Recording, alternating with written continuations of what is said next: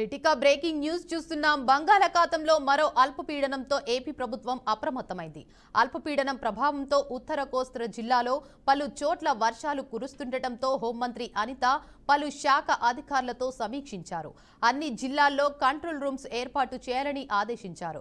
లోతట్టు ప్రాంత ప్రజలను ఎప్పటికప్పుడు అప్రమత్తం చేయాలన్నారు.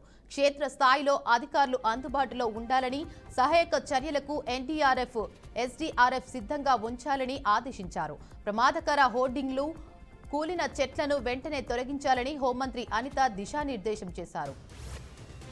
రైటికా బ్రేకింగ్ న్యూస్ చూస్తున్నాం. బంగాళాఖాతంలో మరో అల్పపీడనంతో ఏపీ ప్రభుత్వం అప్రమత్తమైంది.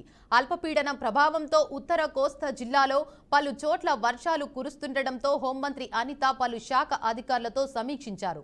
ఇక ఇదే అంశంపై మరింత సమాచారాన్ని మా ప్రతినిధి ఈశ్వర్ అందిస్తారు. చెప్పండి ఈశ్వర్.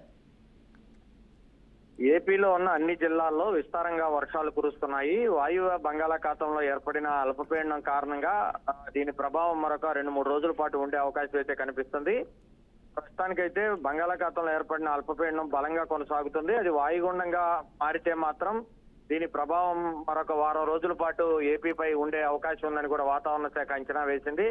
మరోవైపు సముద్ర తీర ప్రాంతంలో ఉన్నటువంటి చేపల వేటకెళ్లినటువంటి మత్స్యకార కుటుంబాలు అప్రమత్తంగా ఉండాలని హెచ్చరికలు జారీ చేశారు. మరోవైపు హోంమంత్రి అనిత కూడా వర్షాల మీద, అలాగే అల్పపీడనం బంగాళాఖాతంలో ఏర్పడిన అల్పపీడనం ప్రభావ ప్రాంతాలు ఎక్కువైతే లోతట్టు ప్రాంతాలతో పాటు వర్షపాతాలు లోనవుతున్నటువంటి ప్రాంతాల ప్రజలను అప్రమత్తం చేయడం జరిగింది. హోర్డింగ్స్, అలాగే ఏదైతే పెద్ద ఎత్తున ప్రమాదకర స్థాయిలో ఉన్నటువంటి హోర్డింగ్స్ అన్నింటినీ కూడా తొలగించాలంటూ కూడా అధికారులకు ఆదేశాలు జారీ చేయడం జరిగింది.